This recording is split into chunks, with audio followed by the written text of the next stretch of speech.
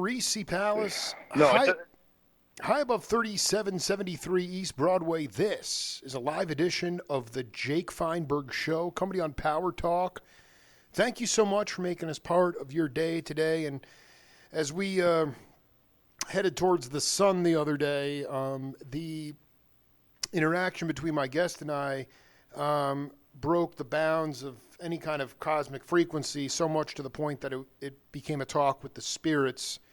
And I learned a long time ago that, especially in African culture, music, because of its sacredness and its sort of value towards healing, is that a lot of this stuff never needs to be recorded, should never be recorded, should never be photographed.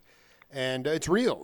It's happened to me on several occasions. And so obviously what we said maybe didn't make a lot of sense. We might have started stories that we didn't finish, but at the end of the day, it was sanctified because there was a lot of love. And we're hoping that we can continue along today.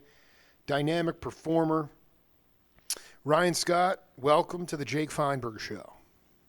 Oh, thank you so much for having me. Yeah, man. And again. Yeah, we are recording and having a ball. Ryan, so much of my show revolves around rhythm, and rhythm is love. What I've determined is that rhythm is love, and I wonder if that was something that was. I mean, did you experience rhythm in the womb before you were even? I mean, when did you start to become aligned with rhythm? That's a good question. I don't have a specific memory about that. I mean, I think, I've been very lucky that it's just kind of a part of me, or it was always kind of like, oh, time, or my, yeah, I can't think of a specific thing. I think it might have just, I might have lucked out and it was always there. Well, I mean, because like some people I talk to, their parents were, music heads, and the dad was putting the earphones on the belly of the mom, right. I mean, it seems to me like, is there a lineage in your family that speaks to musicality? I mean, I guess that was one thing we didn't really touch on early in the first set, is where do the roots of your musicality come from, or are you really just totally unique unto yourself? I mean, yeah, it feels pretty alien. My parents are not musical. No, I'm only child, so yeah. My dad. I mean, I remember Best of Allman Brothers CD. There were things, he was into cool things, but it was not. There was no record collection or anything. Right. There was one box. I have a few of them still, but there was one box, and there was a Pat Metheny Bright Size Life sealed. Wow! It was sealed. Where did that come from? So I have that. That's great. And he was, when I got into things, my dad, would rock Bill Frisell in the car like a mug when I was in high school, and I'm sure it still does. But yeah, no, it was kind of, well, my uncle, who lives in Phoenix, actually. Really? Uncle Kirk. I'm going to have to go see that cat immediately, dude. You'd recognize him probably. He plays harmonica around town for years and years. Interesting. And writes songs and plays guitar and he was always. I remember going to. My dad's from Tucson. Funny enough. No, he's I not. forgot to mention. No, that he's last not. Yes, he is. Damn, that's cool. So yeah, maybe it comes from. I mean, the reason I bring it up is because I don't know if you ever got your hands on Blue Note records from the late '60s. If you look at the back. The major congueros on those albums were Ray Barretto, and then also a guy who just passed away at 99 years old, who was playing the Hickory House with Dr. Billy Taylor, and old school percussionist was a guy named Candido, and Sure. and he did a couple of albums called Thousand Fingered Man, wild Blue Note albums. But it was something about, people talk about that word fusion music. I mean, the first fusion music was Chano Pozo and Dizzy Gillespie. I mean, they were the ones that, incorporating the drum. I just wonder about, we have so much going on today. My younger daughters included, they listen to music and it's all quantized rhythm. It's all straight up and down. It's not round. The rhythm is not round. And I wonder if you can just talk about your philosophy, especially with the rhythm section, how you can, even in a nonverbal way, get yourself together with people where you can make the rhythm round, buoyant, and bouncy, and not, because I can't dance to quantized rhythm. Right. Totally. Well, all my favorite hip hop is the jagged, unquantized. The funk, where the funk lives. Dude, the right? funk, exactly, the funk, man. It's in the cracks, I think about the size of, say every person has their own beat or their own way to feel a particular tempo or whatever it is. Or I always think of Keltner, and I got to play with him for a few days a long time ago, and just remember the beat was so big you could land, and you choose your spot, or it's like the more comfortable you get, maybe the bigger it gets, and then depending on the song or the groove or what you're going for, you choose where you land. I mean, that's so many little finite slices. No, this is really important. If someone, and I think of times when I'm playing with people where it doesn't feel, those times over the years, like, what is not, why are we not locking? Hey, why is it so hard? Why is it so hard to groove? You know? Yeah. Well, and then I always think about it, it's like, well, there's no common ground in our beats, in our feel of the beat, I should say. Or that I think maybe that's what it is. I don't know what it is, but yeah, I try to, it's like, okay, well, with my friends, especially, Silver Mac, after all the years. Oh my God, salt of the earth. Everyone knows where to feel it, or it's like you're even going into it, you feel that much more relaxed, knowing that there is an understanding of the beat, and everyone gets in their own spot, but it works. I don't know. It's a fun one. Well, no, dude, I cannot believe your roots we're gonna have to get you down here, right? I mean, you're gonna have to get your dad back here right away. I mean, basically. Oh yeah. Can you? I mean, Jimmy Keltner. I actually am calling. I mean, we are. I've done hours of radio with Keltner, and the thing is, he was a jazz snob in the late '60s. A lot of people do not know. He was on these incredibly rare albums that I shipped to him. He's embarrassed to hear himself play. Claire Fisher albums, very like cool. Post bop kind of stuff, and then at a certain point, he had a kid and he was married, and the studio scene was just too. It was too hard to pass up because he had a family. So I mean, is there some kind of sensibility? I mean, Mac is not a bebop drummer, but I guess the point is when you talk about that foundation where you feel like you said, it's so big that you can land anywhere and you're going to still be in time. You're going to still be locked in. Is that coming from a place of an aesthetic, a jazz aesthetic? Or an aesthetic of allowing the music to breathe? Because, with quantized rhythm, that to me is the issue, is that somehow the whole Miles Davis philosophy of, the space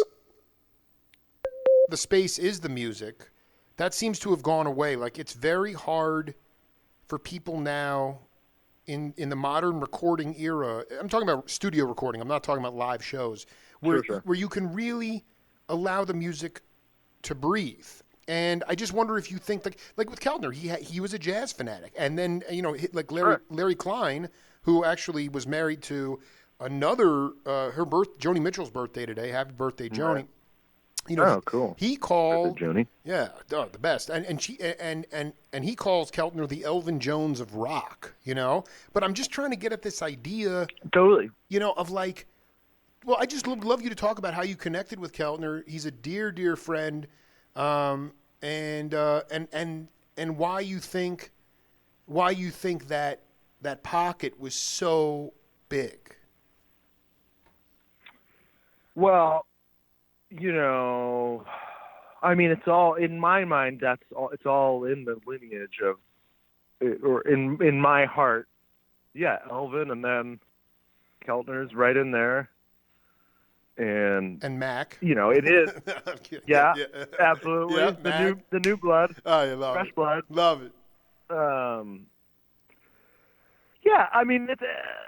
I guess when I think of jazz, it's just like mastery or again the freedom thing. But yeah, I mean, knowing it's like with that background, yeah, feeling any kind of subdivision and have played every kind of and hung out with all kinds of musicians and played all kinds of styles, and then okay, well, we're doing this, but I still remember, I can feel the thing cut up into 16 slices, and I can feel it into 32 slices, and I can feel it. Oh, yeah. The 32 of so and so, like Zigaboo, or 32 like Al Jackson, and always, I mean, just a continual study. I mean, all the hot cats continue to try, and I mean, obviously, but just staying in shape and being, I mean, it's all those things, but also, I mean, there's got to be some natural feel. I mean, if you don't have it, it's hard to learn it, I think, no matter how,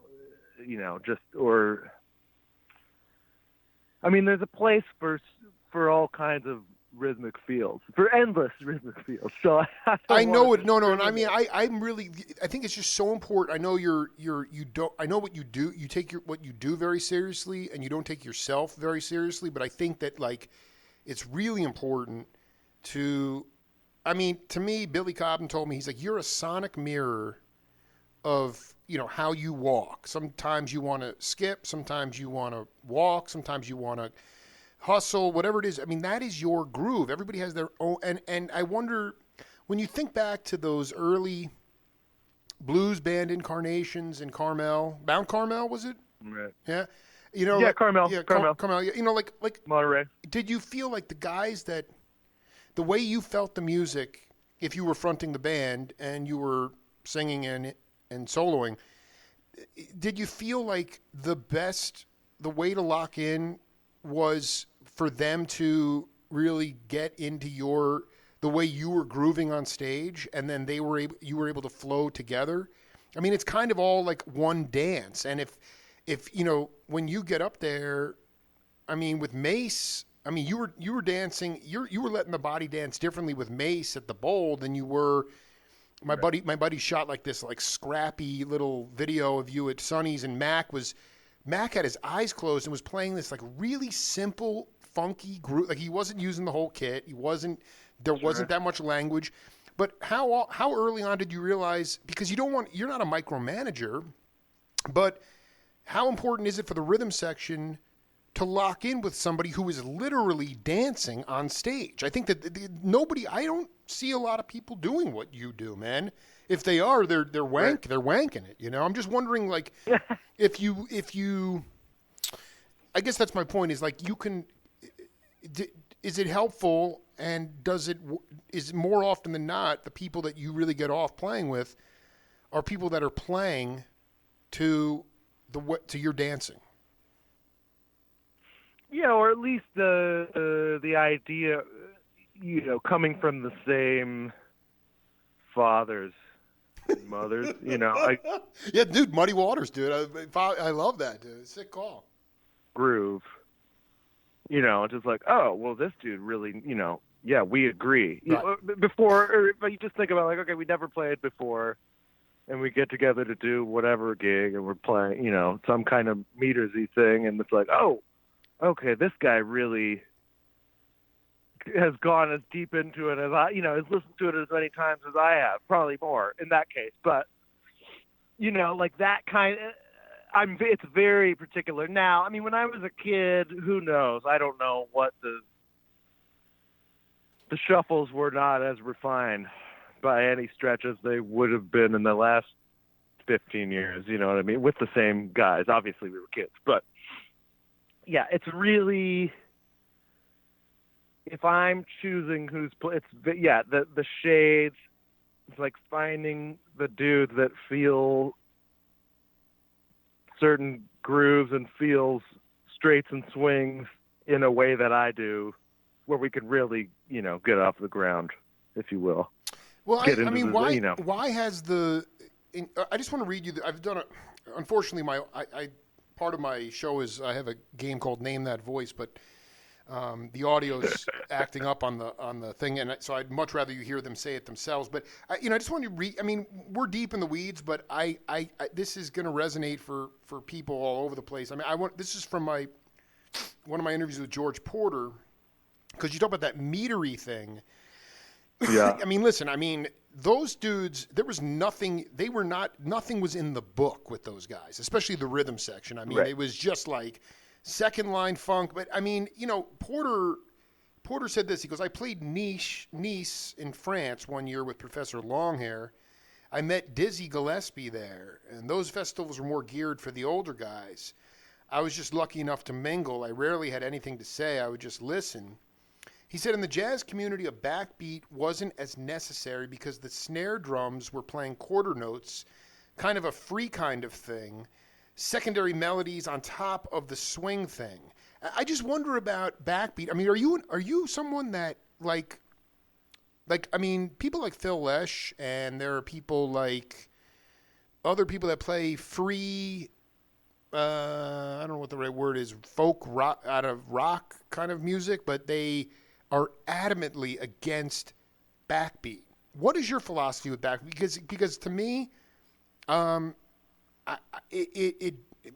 to me is, I mean, Jackie McLean used to yell at Lenny White too back in the day. Lenny was like in junior high school playing with these guys. Right.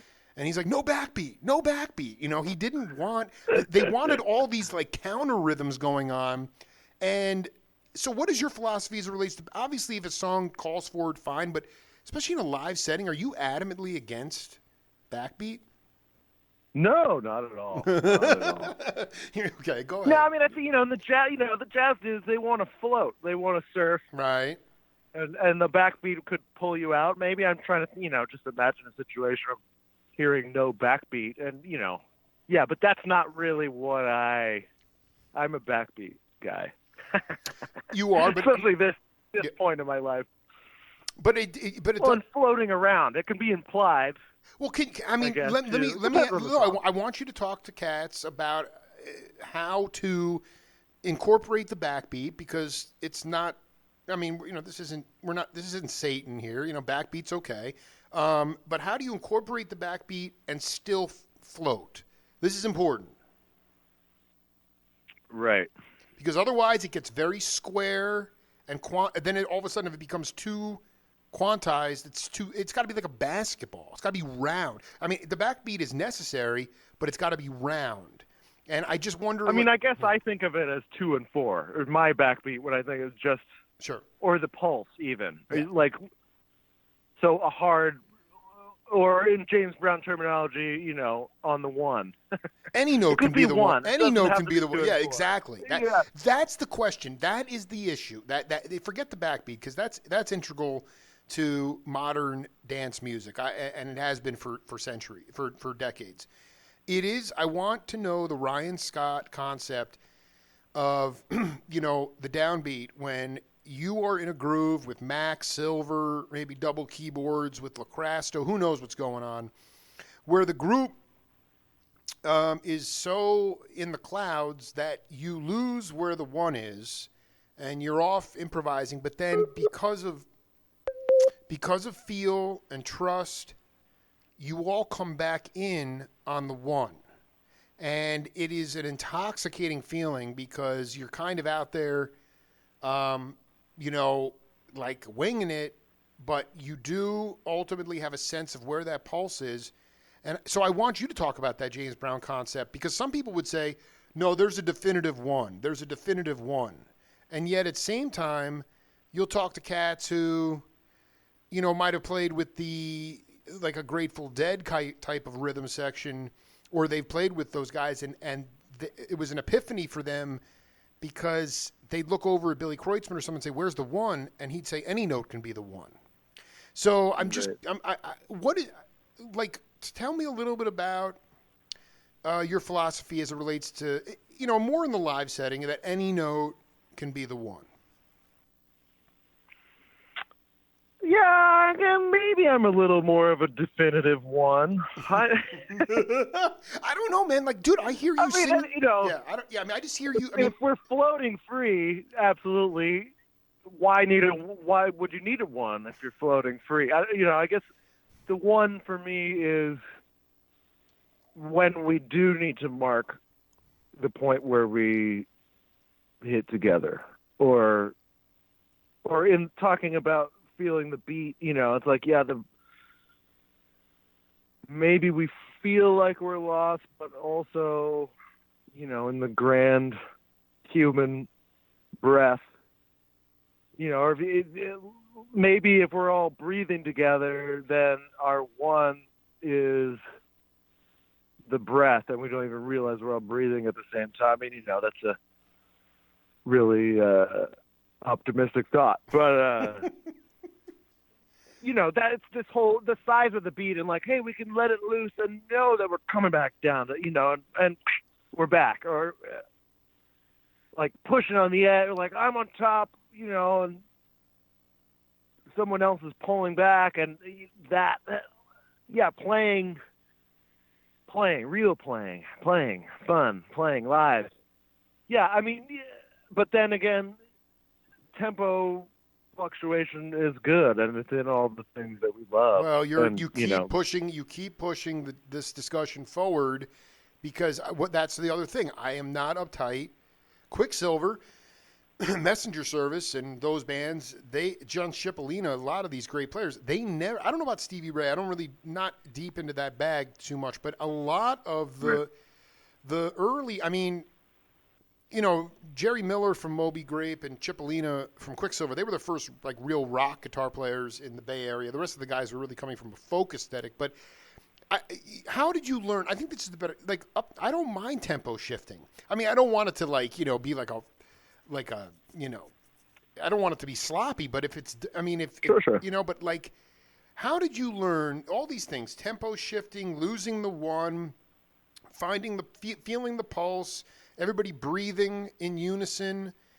Was there, like, in that early blues contingent before before Silver started DJing, was there a moment when you sort of like started to own some of these more insecure bandstand concepts? Because I just think that is, for most people, for most cats that I see that are our age or younger, they're petrified of this stuff. It has to be a certain way, or they are not in there. They become completely disheveled.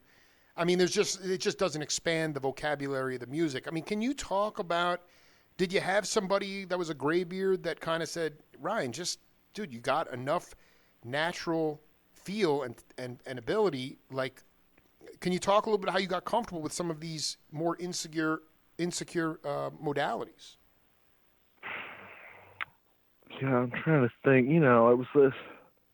I guess when I finally got with some other kids and we started trying to play Buddy Guy and Clapton, Stevie. Yeah, it was kind of. I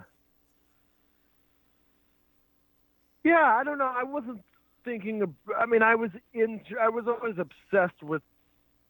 I mean, it took time thinking about time on that kind of plane. Definitely came a little later, at least. Right. So talk about when it came, though. When it came, what was it? Was it like? Because you've mentioned time, like Rashid Ali and Sonny Fortune, rest in peace. I mean, they play in a duo for 45 minutes, and they when they would be one tune, and then when they'd stop, they'd be like, holy cow, we played for that long. It felt like 10 minutes. So there was no TikTok. Right. There's no TikTok time, you know? No, totally. Well, and in that case, it's like maybe they're going into time or time, I'm holding quotes. Yep. And then losing it, William Parker and those guys, some of the free jazz, there'll be no time at all. In which case, I guess you could also say, a breath's worth, a minute's worth of time becomes the time. Listen to you. You're making up lyrics right now, dude. Yeah, I like a clock. Dude, I'm loving that. No, I'm obsessed with. I will say this. This was revelatory because I did an interview with Joe Chambers, who was an insane drummer on a lot of those Blue Note records in the mid '60s with like Bobby Hutcherson, like very like a lot of odd metered music. They're not playing traditional 1/4/5 blues scale. It's very hip. It's very hip. And what he said to me was, because they were on the scene with Archie Shepp and Albert Eiler. Sure. And but Joe said that those cats, when we talk about No Time, or he said those guys were really. We knew what they were doing, but they were, at least from Joe's point of view, they were not incorporating any of the traditions. They couldn't play standards. They couldn't back up singers. They couldn't really be in a band. So they weren't. Archie Shepp, he said, later he was able to play changes and chords. And again, they were kind of doing more message music and sort of expressing the social angst of the time. But I think there's something. I think that there is something to be said through all this sort of esoteric stuff that we're talking about. Is that, most of your songs have lyrics. It's general song form, and you have a beginning, a middle, and an end. So, ultimately, I can feel all those traditions within your music, and then sort of the persona, plus maybe an extension of the music as well. So it was revelatory to me because those guys were peers, and Joe Chambers, it was interesting because there was a jazz critic who just passed away. I really never really read his stuff, but I just saw he passed away. His name was Stanley Crouch, and he said, "Oh yeah." He said that the real avant-garde music of the '60s was those Blue Note records. The Andrew Hill stuff and the Bobby Hutcherson, because you could hear the tradition of the music. They were stretching the music. They were playing chords and changes. Yep. So it had all the aesthetics of what we consider traditional form, at least in jazz. So my question is, like, your lyrics clearly. I don't know how to say this. It's some kind of blue-eyed soul, Motown, R&B, grizzled, Chitlin circuit kind of thing. I wonder if you can talk a little bit about how you became emboldened enough or do you still feel you're searching for your voice, or do you feel like, are there a couple of songs you can point the audience to where it's you're saying something that it really was something. So much of those guys that you talk about, Buddy Guy, Joe Williams, all these guys. They were singing about their lives, man. They were. I wonder if you can talk about the evolution of your songwriting and how you've kind of felt like if you've fallen into your own voice. Yeah, I think I'm just finally coming into it. Or with this last it's record, ongoing. But it's all talking about the time and thinking about to tie it all together. At some point, I wanted to explore everything, and I came to New York City and I wanted to explore So I played free jazz with the free jazz dudes and tried to play bebop with the bebop dudes, and the odd time shit with the shredder dudes, and then eventually come back faded and maybe as I listened less to my Freddie Albert, B.B. King records and moved into, at the set while also going to Eric Dolphy, but, going through every Stevie Wonder record. And that was when D'Angelo Voodoo came out and Slum Village and like the best of the hip hop stuff, which now I really, is the continuation of funk and meters and jazz in a way. It's like I think of Jay Dilla as a jazz musician. Can you explain that? Talk about why do you say that? That's interesting. Well, because he took the format developed over late 70s through the 80s, and used the sampler as his instrument and really became free in that. An encyclopedia of ideas like a Charlie Parker, but yeah, but in a different, in this kind of fucking, I don't know if postmodern's the right way to say it, but like really trying to make that instrument speak and free. It's a tough one to tie together, but I feel it in my bones. Yeah. So you're talking about a non-human apparatus and he's using that the sampler and just pouring ideas out of. Really unique ideas. Yeah, playing it like human, making the thing. Yeah, interesting. Feel like a magical horn, spitting out magical horn juice. Like, whoa, what? But that, all of that coming in and then realizing, like I'm so much for the discipline of bebop and the other type of discipline, I guess, of free jazz or however you want to. The discipline of like pushing the envelope and trying to get better every day and, be well versed. And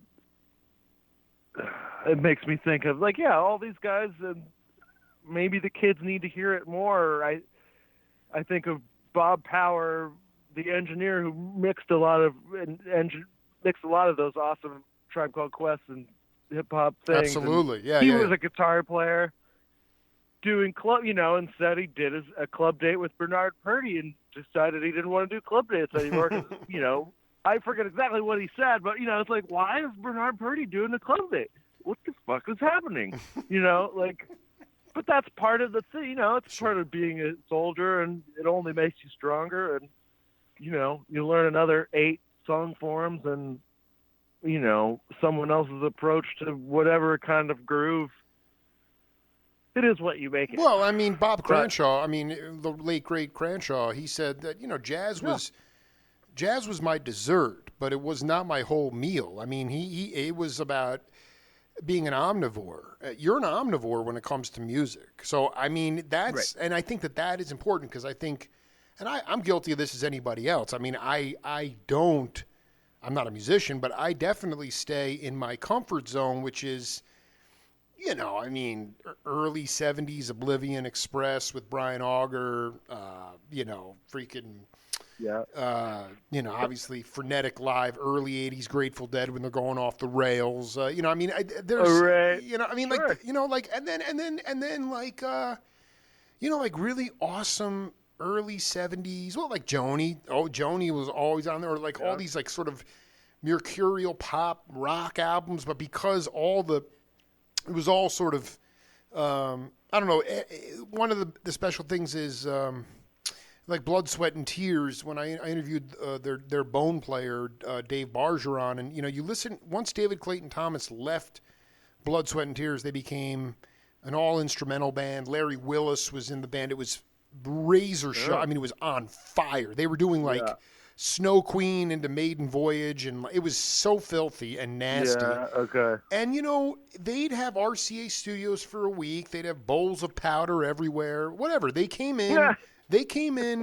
And I was always interested because it sounded so it sounds like they're all hitting at the same time. And what Bargeron said was they would come in and jam up the tunes so that they would jam up the tunes so that, and they had the time, obviously, which is something that a lot of people, Right.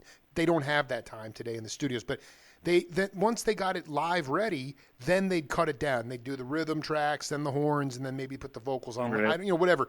But this is my question for Ryan Scott. I mean, because, you have the persona, you have the curiosity, and you have the skills. I mean, and you came from California, and I wonder, have you been approached before about being part of the racket and then having to conform?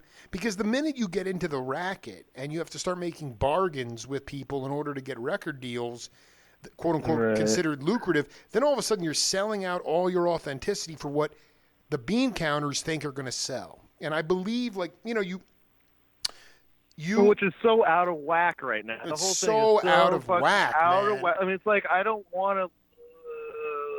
I heard Patrick Carney from the Black Keys. I don't know. Sure. I forget which podcast, but he was talking. He summed up He said, it's like a Pepperdine communications degree, Yep. dude, giving you advice. Like on music, like fuck that. I mean, I've been in the situation a few times, and It's awful. No, listen, there's no way to yeah, it's terrible now, and no one knows what they're. It's just ultimately all these heroes, and you're just trying to figure out how to survive, because the things that we really love, once in a blue moon, are you going to make your living off of that? Or I mean, to That's get right. Yeah. No, a it's hit true. record. Especially now, I think, maybe Blood, Sweat, and Tears, luckily at that point, had made some, everyone was comfortable and had a home and knew that they could just, like, all right, let's just work up the next tunes. I mean, that's the dream, is to, which I'm kind of now finally taking some time and just like, yeah, all right, just go into it. The dream is to have that time and, like, jam until everyone's, can forget everything and you can reach the next point and get it on tape. But that's just not the way the game works. I mean, it is if I stay in this basement by myself and record it myself. Absolutely. So And you know what? I mean, like, that is, it is so interesting. And yet, but I know I can feel that you wouldn't, I mean, I guess if we went to a barren wasteland and things were eviscerated from the United States, you'd have no other choice. But you wouldn't feel very good if that's what you were producing, if that's what you were putting out to the public. Well, I don't even what it would say. I came pretty close in a situation the last few years. Can you talk about how I think it's important, because I'm telling you, man, there are cats you may or may not know, but I mean, I know that true creatives, people that are playing, that are conduits for music coming through them from the heavens, there is, I don't want to say some people would say, oh, you're such a purist, man, just go for the money. Well, that's because of the Wall Street greed hoarding thing. I mean, back in the day, back like Densmore, when I interviewed John Densmore, he's like, the magical thing about like a label like Elektra, which the Doors were on, is that, Right.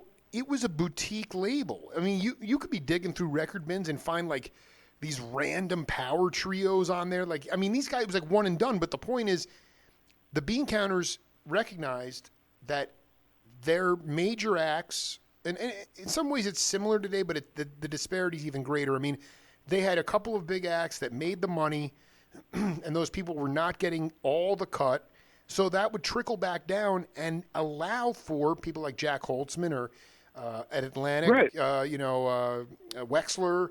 I mean, these guys knew what good. There had to be a certain bar to reach. But the point is that the bean counters were like, well, we're making our money. We're going to stay out of the way of the people that the producers, the engineers, and most importantly, the musicians who are supposed to make the music. And so now it's like there's been this cut where it's like, oh, the data-driven people and the Pepperdine graduates are coming in and saying, well, this is what's going to sell. I don't really care what your soul says. This is what's going to sell. And so that's fundamentally what's changed. And I don't, how have you, or can you just talk about, um, it, like, in reality, was the offers to, that that the stuff that you almost succumb to, is it really worth it? I mean, is it what is being offered to you, and why have you been able to not accept it? Well, I mean, it wasn't it was just kind of a dose of hearing music come back that I wasn't in charge of. It was like, okay, wait, like that's not gonna work, like. But just the whole, it's like, I honestly haven't. It's not like I've listened through the Gary Clark Jr. records, Right. but it's like it's some all of the data now. It's like, okay, they're telling you what's sold. They're not telling you what's gonna sell. No one can tell you what's gonna sell. They're just telling you what's sold before, which is a bad place to start. And then fishing for that, it's like no one can predict any kind of. I mean, it's such a when you're talking about hit records. I mean, I guess today, like, yeah, you can pay it right in or connect if you've got the connection to place it in the machine up top, which is a whole different style of music, obviously. But maybe then you could be like, this is going to be a hit because we can push it through with $4 million or whatever it is. But for the other side of the coin, it's just for anyone to say, I mean, it's just, yeah. And I think about it too often, honestly, because I'm just like, man, back in the day, and I'm sure the deals were horrible, but like you got 3 shots. Like no one was expecting anything to happen until the 3rd record. Dude, right? you nailed it. I cannot believe, I've never heard someone, I was just going to say, Joni, happy birthday again, Bruce Springsteen, James Taylor, they did not have hit radio hits on their first couple of albums. It took 3 times. So there was artist cultivation. I'm sorry, I didn't mean to cut you off, but you're spot on. No. I mean, but that's the thing. So that's been gone. That's got down the tubes, and like Blackstone or whatever the fuck bought CSAC. I mean, it's now all of these companies are owned by just money. Well, people. And the that's not a good. No, I mean, that's no good at all. When were you, like? So first of all, I just want to encourage you to continue to forget about the what ifs and this show is to me about promotion, not preservation, and I think that, and I think the hardest part, I could be wrong, but I have to believe that you are part of this milieu where people will say, maybe we talked about this, it's kind of all a blur, but where they say, we don't know where to put you. We don't know what genre to put you. We don't know how to, pigeonhole you. That's the whole issue is like, you talk about these, they know what's trending. They know what used to sell. They don't know what the future is going to hold. So therefore they say, well, let's just settle on what we know makes money. And then we'll convert that person or comport them into these things that we think are, great hooks or things that are going to make radio. And I mean, in your best moments, you say, because, I mean, there's not a lot of money, period, even if you do conform to these record labels. Right. I just know a lot of singers and people like that went in and then got sucked into these rackets, and it really turned them off from music completely. I mean, they felt corrupted, and I think, and it's always been nasty. I mean, but I mean, I just wonder on your best day if you can talk to people about why, when you feel like, oh man, I'm glad I'm true to myself. Every day. Good. No, I mean, I couldn't be happier about, it's like, well, whatever, and the virus and everything, and this long break, and it's just like, well, it is. I mean, I was already kind of there, like, well, it is what it is. This is like I mean, as far as the business side of that, I mean, talk about, I've heard don't know what to do with it. a bazillion times, and my answer to that is fucking put it out. Exactly. Like what exactly. Else? It's the same thing again. It's like, well, I guess you're trying to get your bonus, or what else is? There's nothing else to do. It's just, it's a stupid business. It's silly. You get a hit song, and then there's just money, like more money than I know. anyone knows what to do with. So, yeah, it's just, but it's almost like a totally separate thing from the music and the art and playing and the family. Yeah, the business side's like, yeah, just basically give up. Like, I'm trying to be positive about it now, and well, at this point I'm in complete control, and people are getting, everyone's got a streaming service on their phone now, and I don't know, maybe Left Set said it, like, that's as far as it's gonna go. We got it on demand, every song in your pocket. So, and now that everyone's used to it, and it's kind of cool to be like, okay, well, I made this thing, and I can just put it up, and it can go everywhere. The question is, like, can you talk about a song that, to me, there has to be? I've had this talk with a couple other cats about coming out of. Well, first of all, like places like New Mexico. The state it's illegal to have indoor music. Okay, so like you can't the musicians cannot play indoors, and so like when we come out of this, there needs to be not the musicians union's going broke. It's more like a guild, some kind of right. Have you had a song that you can point to that has gotten, like you talk about all these streaming services, this criminal that, because in the past, when somebody made a record that resonated, they'd make so much money for the company that they could go on tour and the company could write it off as a loss, like $17,000 to $20,000 loss, because they made so much money on the record. Now you get a great totally. song. Do you have songs that have been downloaded like 30 or 40, 50,000 times and you've made like, $100? Can you talk about that? Can you talk about that? Yeah. Let's see. Now, one of the songs, the song that's got the most streams now just passed like 250,000 streams. Yeah. Which is, I guess not that much. Anyway, but yeah. Dude, I'm happy. Listen, if I get that is credible. That should be dense and commodified. How much have you seen? How much is there any? What's the monetary compensation for 250? That'd be the equivalent of in the 70s of selling 250,000 records. Right. Well, I guess so. That's the thing. Like, can we really say that? Well, I think no, because I don't let myself. Well, no, because I think a lot of people, because concept albums were very big back then, slowly but surely they were like, can we just get?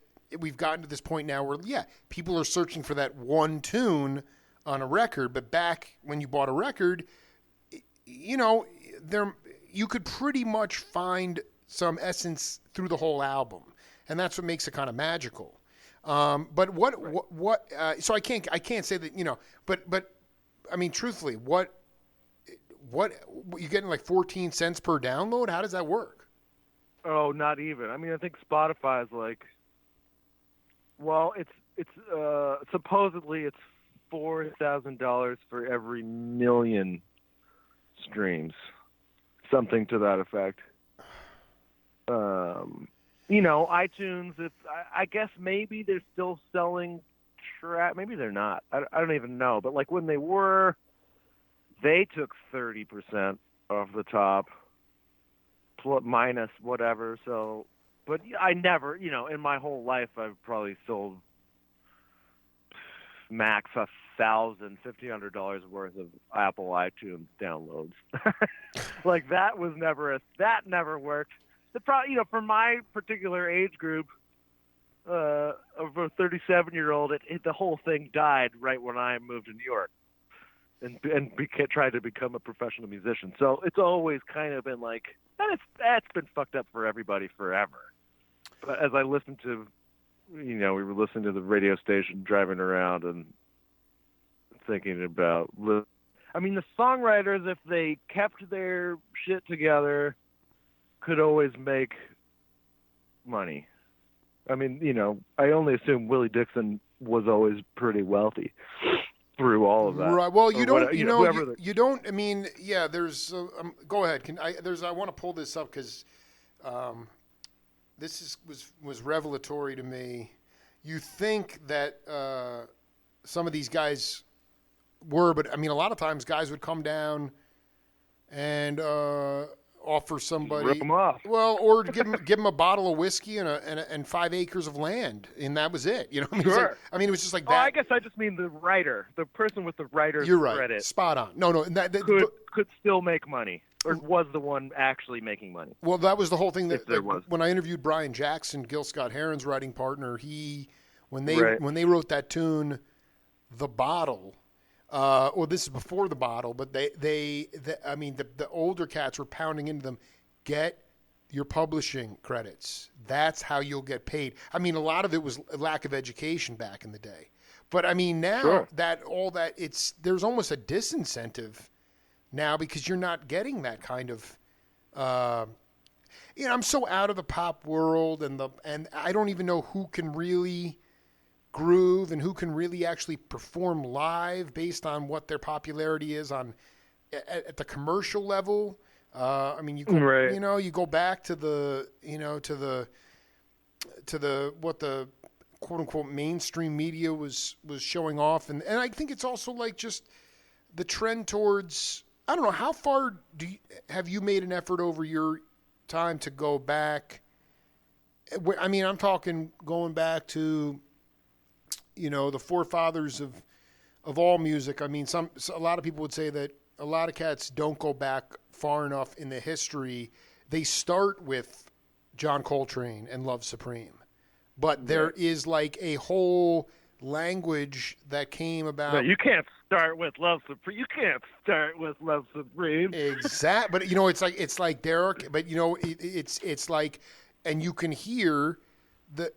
Coltrane walked the bar. I mean, he was an R&B cat. He was. I mean, those guys, Sure. Sonny. Those guys were playing blues, and then that goes all the way back to the river music of Louis Armstrong. And I mean, there's just like, did you at a certain point just not having anything to do with you've never been career driven per se. You've just tried to follow the muse and the music. Have you made an effort to try to stretch back to? I'm just going to throw out names here. I'm not saying you covered it all, but. Fats Domino, Bill Monroe, Ray Charles and Sam Cooke, Louis. Oh yeah, no, I mean I'm a record collector, and I have all of them. Why is it? Well, and when I was a jazz head, I got all the blue. I at that point when I was 17, 18, 19, 21, 22, 23, it was like, if you're going to be a jazz musician, you've got to know every record. Basically, or, you got to know every Sonny Rollins, all the Coltrane records, every Sonny Stitt, all the. I mean, I was more of a saxophone. Yeah, you mentioned that. I think that's great. No, I think that's cool. Yeah, I think that's inspired. I think the misconception is a lot of guitar players are influenced by other guitar players, but that's not true. The saxophone was insatiable. I mean, how do you think it's helped your playing to have gone farther back in the lineage of music than starting with, the late 60s modal music? I mean, how has it given you a better foundation, do you think? I mean, I think if you don't go back, you don't have a foundation. That's the whole... That's it. That's what I would say to the... I mean, and that's the problem with a lot of the... Or I get frustrated with... I guess you could call a lot of indie rock or just so much of the modern shit because you can just and maybe I'm being an asshole, but I feel like you can just tell that there's not, it's like, dude, well, you made that, like, okay, you happened onto this kind of vibe, but like someone already did that in 1976 for one, and then if you go back, someone did it in 1953, or like. that has to, you can't move forward without all of, I mean, ideally, and of course there's gaps in my knowledge, and yeah, constantly going back and trying to fill in all of the history, trying to, I mean, I'm still missing some things, but well, of it's course, a major concern. No, but I mean, I guess, I wanted to just, I think being that we're going through kind of a historic time, and you recognize at a certain point that you're just really not, like, as far as self-importance and ego, you're just kind of really a very small part. I'm talking about myself, of this whole thing and this whole shift, and I'm very happy with what I'm doing, but I mean, there's a lot of times where I can get frustrated, but I also tend to say out loud a lot, and I mean it, is that, how many geniuses in the arts do we know how many geniuses that died broke, and that only after their legacy grew after they were gone. Do you recognize, Ryan, as a freak growing out of Brooklyn, that, like, are you at peace with the fact that because I believe that with my show, that this show will really take hold of the masses, maybe, and if it does, it's going to happen well after I've left this planet. I'm okay with that. Right. And is that something that you're okay with? Like, I think a lot of people are, they're trying so hard to fit into the box in order to make this thing work that is going to, and no matter how much, if you have all the money in the world, you can force something through, and then you're not going to feel fed spiritually. So have you resigned to the fact that you were going to continue on this path, and that the legacy and the essence of your music could live on long after you've left this planet in this life? If I could only be so lucky, yeah, sure. I mean, that's just trying to. I mean, the only concern is trying to make something better, and that's truthful. That's right. That might help some people out. I mean, there's nothing else to it, really. And expel the demons that live inside me. Yeah, get all the garbage, get all the trash out of it. Yeah, the beast needs to scream too, but it's all kind of. Well, I mean, it's it's how you walk. It's just trying to express oneself. Yeah, no. So I mean, that's like what I've given up hope on. There's no reason for me to think about the fucking music business. That's a racket. Sad day. Yeah, it's a waste of my time. I mean, although I do think about it. Well, of course. I think the more that you can get, and maybe you're kind of more there than you want to. I mean, I think what I want you to believe is that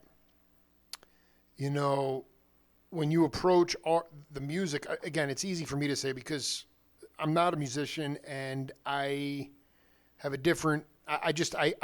There's so many musicians out there, and you do think about it. Of course you do. Everybody has to survive and figure out how to reinvent themselves, and you have to keep growing. Sure. And there's a lot of pressure. And in an age of conformity, when you're an individual, well, then you feel like, what am I doing something wrong or whatever? And it's like, to me, everything that you should do from here on in is only about intention.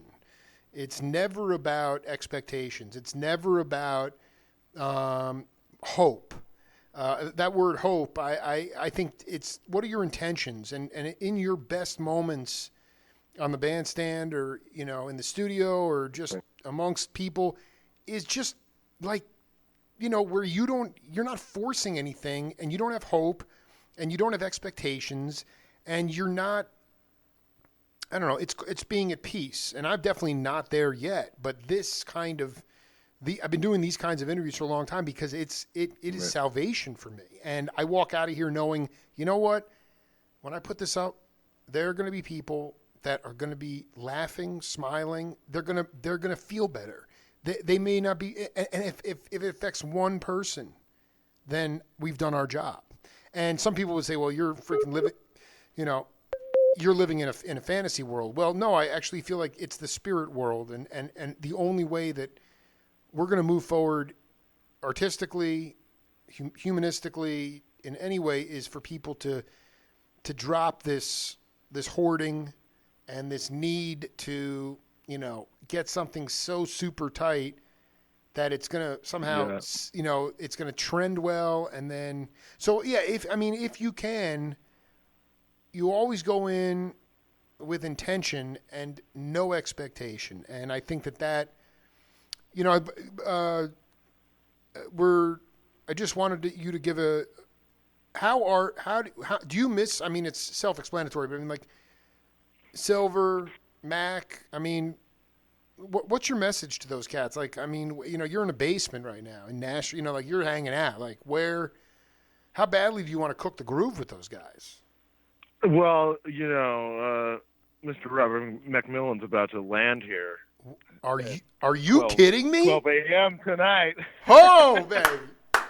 Oh, man, this is so feel good, dude. We'll be making some noise, I think, at least a little bit tomorrow or something. But well, I hope he better wear that hazmat suit on his getting down on the plane there. I mean. Oh, they're driving. Okay, so one shot? So tell me. Car right now, headed here. That's beautiful. So you, wait, is Silver coming too, or just Mac? No, he's not. Silver's I think he's cruising around on his honeymoon, on a COVID honeymoon. A COVID honeymoon. No, that's beautiful. I wonder, are there any expectations or only intentions for this rendezvous with you guys? Are you just there to just play free and see what happens? He's on a road trip. This is stop one. So, but it's our first visitor in Nashville from the big city, so it's exciting. Well, the big city misses you, man, and but I know. Let's do another set in a little bit. Sure. It would be great to hang again, and yeah, man, I just stay on the righteous path, and send me a pic of you and Mac tonight when you're absolutely when you're cooking, man. Much love, and then Uncle Kirk, let me know how to get a hold of that cat because he's getting stuff out of his system every day. Yeah, man. All right, man. Be cool, man. Much love to you, brother. Yeah, right back at you. Thanks so much. All really right. Fun. Be cool, man. I'll talk to you soon. Peace. Too. Yep. Later. That one made it through, thankfully. Thank you to Ryan Scott for dropping knowledge, and we will do that again. Thanks so much for being part of the Jake Feinberg Show, and we will see you later.